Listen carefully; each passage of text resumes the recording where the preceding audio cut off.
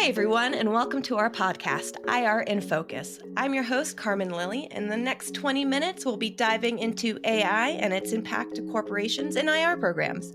With me today is my esteemed colleague, Daniel Sandbert. Welcome to the podcast, Dan. Thanks, Carmen. Pleasure to be here. Thanks. And now, before we get started, I'd like to present to our listeners your rich and varied background, if you don't mind. So Daniel Sandberg is the head of quantamental research team here at S&P Global Market Intelligence. In this role, he leads new product development and research for the quantitative part of the business. Now, Dan and his team produce thought leadership pieces using the industry-leading data sets available from S&P Global Market Intelligence and combines data streams into new products to generate novel insights. Dan is a member of the S&P Global Corporate Research Council, which spans all divisions, and Dan sits on the advisory boards for various alternative data providers, including People Data Labs. Now, prior to his current role, Dan held several positions at S&P, including head of alternative data validation for quantamental research as a senior research director with the quantamental research team and technical lead for the investment management business vertical. Now, before joining S&P Global in September of 2015, Dan was a buy-side quantitative portfolio manager with the Legacy Foundation, which is a pension manager and high net worth individual advisory in Charlottesville, Virginia. Dan holds a PhD in physics and is a CFA charter holder. All right, like I said, you have a very rich background and you absolutely know your stuff. But for our listeners who aren't in the trenches of what's going on in the world of AI, I'd like to start with some basic level setting on and terminology, just making sure we are speaking the same language here. So for our listeners, can you walk us through the basic terms we should be using? So things like AI, generative AI, machine learning, deep learning, large language models, all of that fun stuff. You got it. And thanks again for that introduction. Really excited to be here. There definitely are a lot of terms floating around these days, and it can get pretty confusing. So I'll give you the quick crash course here. AI is the big umbrella. That captures most of the other terms. Basically, any system where a machine is completing a task could be termed AI, even if there's no training or learning that's involved. So for example, let's say that you want to go out on the town this weekend and you stop at an ATM to get cash. That ATM is technically a form of AI. It's a machine that can do a human-like task. But the ATM is hard-coded with a set of rules. First, it reads your card, then it prompts you for your PIN, then it matches that PIN to a database. The ATM does the same thing every time. It never learns new behavior because it's a rules-based AI, and the rules don't change. Now, machine learning, on the other hand, is a subset of AI where the machine learns from new data. So if you check your bank balance at the ATM and decide, I'm going to save some money this weekend, watch a movie at home, and you go and you put on your Netflix, Netflix makes recommendations on what you might like to watch based on what's already been watched, right? Netflix is using a machine learning algorithm called a recommender system to figure out what suggestions to make. The algorithm, that recommender system, is basically learning the features of the content that you enjoy, where the features could be things like the lead actor, the genre of the film or show, the director. It could be based on user feedback. And based on whatever features have been important in your decision-making in the past, it then makes those recommendations going forward. Now, a lot of what we've seen in headlines recently is focused on language models. Language models are a type of machine learning. So now we're another layer down. We started with AI at the top. That's the catch-all. Then machine learning is a subset of AI where it's learning from the data. Language models are a subset of machine learning, specifically where language is the input to the model. And what you get back from that model is a probability of seeing that set of words. So much in the same way that Netflix defines a movie as a set of features like the cast or the genre, the language model is extracting features of the word. So for example, words like big and biggest share a semantic relationship because they have similar meaning. So do the words small and smallest. But big and small share a syntactic relationship because they're the same part of speech, just like biggest and smallest are the same part of speech. So breaking down those words into features is how the language model understands the language. Some features are intuitive, like part of speech or meaning, some features less intuitive. But nevertheless, features are what the model uses as its basis.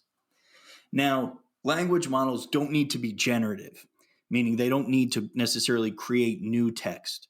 Many of the spam filters that we have on our email inboxes are using language models as part of that spam identification. Nothing's generated as a result of that analysis. It's just labeling the emails spam or not spam based on the text in the email. And it turns out that you can actually build a pretty good spam detector using a relatively small language model. So two concepts here is one is the concept of generative versus not, and the other is the concept of small versus large. So the generative part has to do with what the model tells us. A language model can tell us how likely it is to see a given set of words. It could give us a label like spam versus not spam, or you can ask the model to give you the most likely next word. And here's where language models and generative AI intersect. If the language model is giving you the next most likely word, then we prompt the generative language model, meaning we give it a series of words, and it thinks of what's next. So maybe the prompt is, who won the Super Bowl in 2021? The model weighs the probability of that sequence of words, and it suggests the most likely next word given the training data.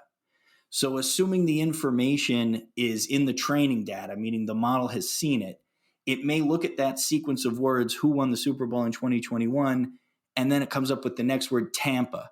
And then it puts that whole sequence back through the model again. It says, who won the Super Bowl in 2021, Tampa, and then the next word, Bay. And you iteratively answer the question in that way.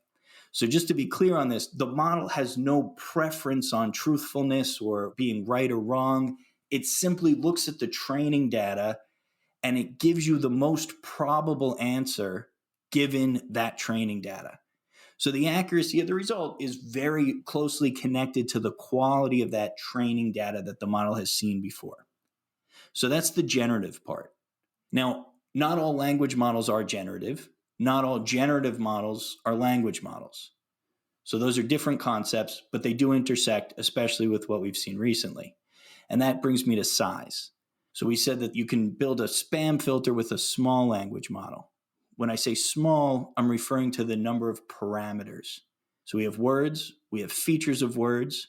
We can combine those features with each other, and every time we combine features, we get another parameter. It turns out that when you have enough parameters in these generative large language models, like billions and trillions of parameters, and you give it enough training data, like you give it the entire internet, for example, then you start to get interesting things out of the model to the point where it mimics a rather intelligent person. Wow. Okay. So my brain's kind of a little spinning here. So, like you were explaining, AI is an umbrella that helps break down all of the various ways in which machines are either learning or generating new content in which us as people can use in our professional lives or personal lives. You were talking about visiting an ATM.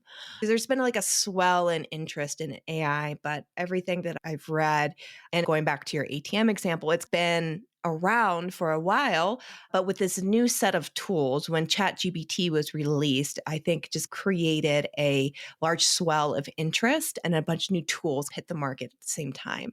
So can you give us a lay of the land on what's out there right now that folks are buzzing about and excited about and using right now and incorporating into their activities? Absolutely. So as you point out, AI is everywhere. It's been around for a long time by the most liberal definition.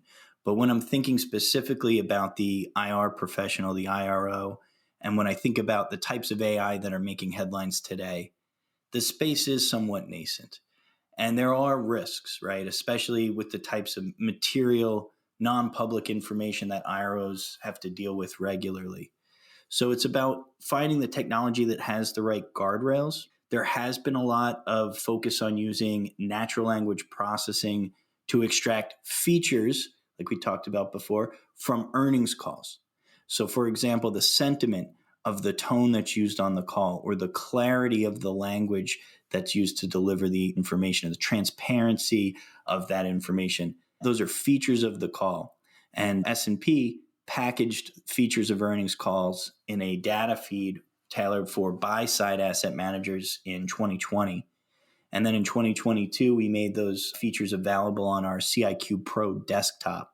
All those scores become available after the calls have taken place. And this year, we're going to be releasing a tool where IROs can run their scripted remarks through the algorithms before the calls take place. And that will be in a deployable software. So we'll be able to let that live on the end user's computer. They can run that on an air gap machine. Nothing talks back to the mothership, nothing transmitted back over the internet. So design with security top of mind, and it will have access to those AI enabled features that you mentioned. Great. Can we go into sentiment scoring a little bit more? When we talk about sentiment scores and we have a data feed, those transcripts that we send to buy side, what are the metrics or parameters or types of language that they're looking for that could potentially be things that could have red flags? One thing I was reading about is like the fogginess score. How clear are you and how simple are these words that you're using to explain what's going on with your company? Do you mind going into some of those sentiment scoring definitions?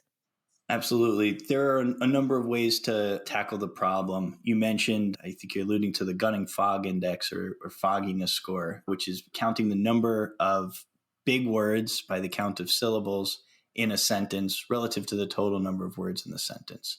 The idea here is that if you have good news, you tend to say it directly.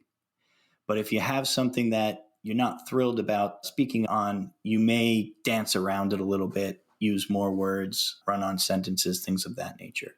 So the length of the sentence and the number of large words in the sentence both cause the score to be higher. Lower scores are preferred. Sentiment is about using words that tend to lead to positive outcomes or be associated with positive outcomes. And I think the intuition is somewhat intuitive there. And then we also look at numeric transparency as one of our other headline scores. Basically, don't just tell me you had a good quarter, show me with numbers. All of these things are fallible to an extent. And so I often have conversations with IROs where they say, here's a sentence that I wrote. It's a positive sentence. It bodes well for my firm, but I'm getting a negative score from the algorithm. So the algorithm doesn't work.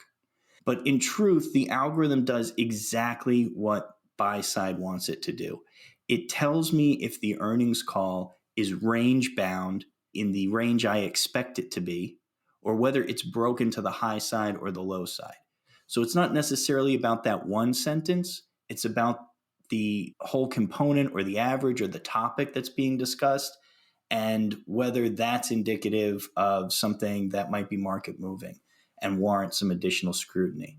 So, to your point, that there are parameters set up that help buy side flag, hey, this is unusual. You may need to take a look at this. And that leads into when I was researching, a lot of what I was reading was yes, we are investing in AI. What we're doing is investing in AI that will help our advisors or will help our analysts do their job better and be more productive. It's not necessarily replacing what they're doing, but supplementing and helping them with their day to day operations. Is that the gist?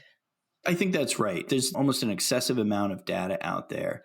And it's long been the case that data driven decision making is what rules the day.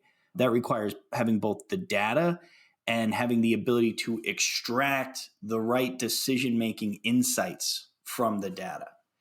It's always been done by some combination of human and machine. And I don't think that changes anytime soon. If nothing else, I think AI makes it easier for people to know what needs more attention.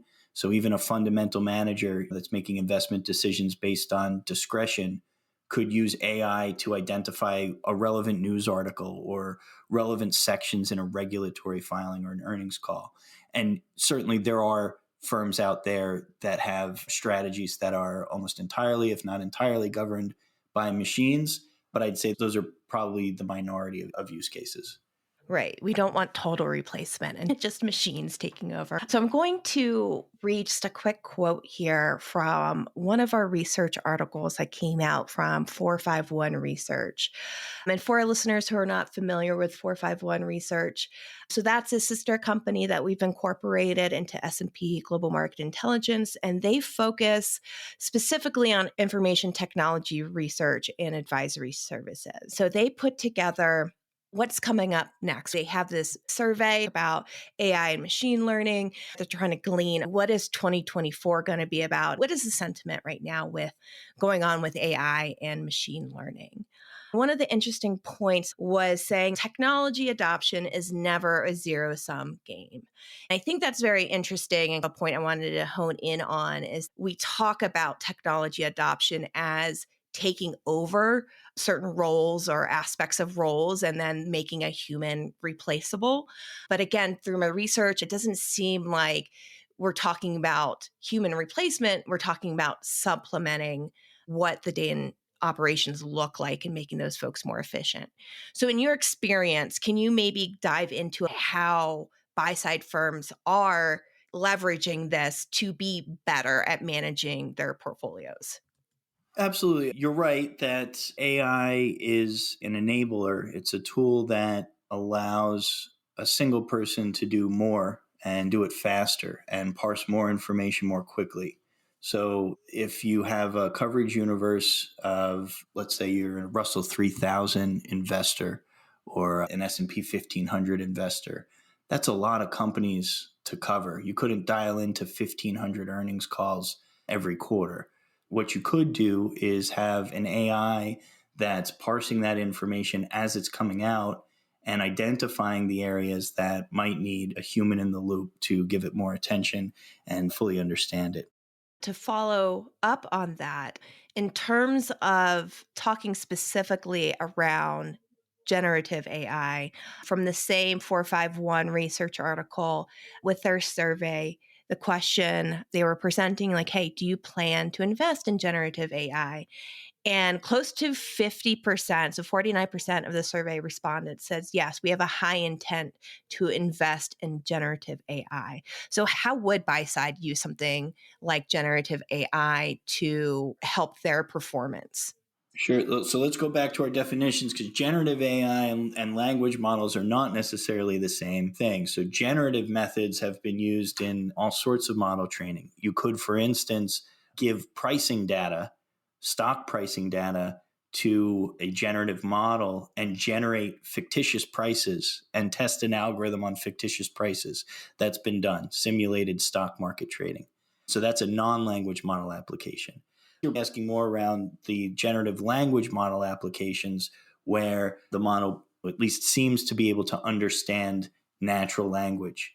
And in that case, I think the value is in the ability to extract the meaningful context of that data.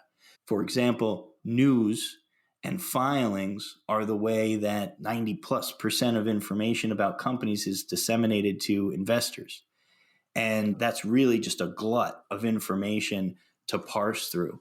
So being able to distill that down into takeaways programmatically, it makes an otherwise intractable task relatively manageable. This is so interesting. I love it. And then just to try to flip that on its head and think about, okay, so we've covered how AI is currently being used by buy side and capital markets in general. You talked about the tool around sentiment scores that could benefit IR programs. What else could help IR programs be more efficient and effective? It's about making life easier, right? In some ways, it feels like a necessary inevitability to address all the data that's out there today, whether it's social media monitoring or responding to investor queries automatically, or just having the ability to view the same analytics that buy side firms are looking at when making investment decisions all of that is going to be informative to IR programs. AI is a way for us to figure out where to put our limited bandwidth and attention and hopefully reduce some of the time that we spend on the more mundane and rote tasks. I love that concept. It's like I need machines to do these menial tasks. So it frees me up for the more creative and more interesting aspects of my job. So, thinking about the IR programs, how they should be using it or thinking about AI, but also extending that to leadership. So, the C suite and boards, how should they be thinking about and preparing for short term or long term impact of AI on investor relations? Short term, learn the basics, find a partner who knows the space and knows the risks if that knowledge doesn't exist in house, and invest in technology wisely. Long term, I think firms need to nurture AI literacy across their businesses, build strong governance policies, and have a way to track the KPIs that matter. AI is a buzzword, and I feel like everybody wants to do something AI related. But at the end of the day, if it's not meaningfully moving the needle for the business, then it's falling flat. We see the kind of the same thing, or at least the same thread of thought when it comes to ESG and sustainability. There's a lot of it's hot, it's topical, but in order to make it meaningful, it actually has to be working for your company and helping you move to that path to profitability. Okay, so we talked about IR programs, how they can benefit. Let's talk about what potential threats could arise from the use of AI in investor relations, maybe concerning external reputation and news accuracy. What risks are you seeing out there that IR programs and corporations should be aware of?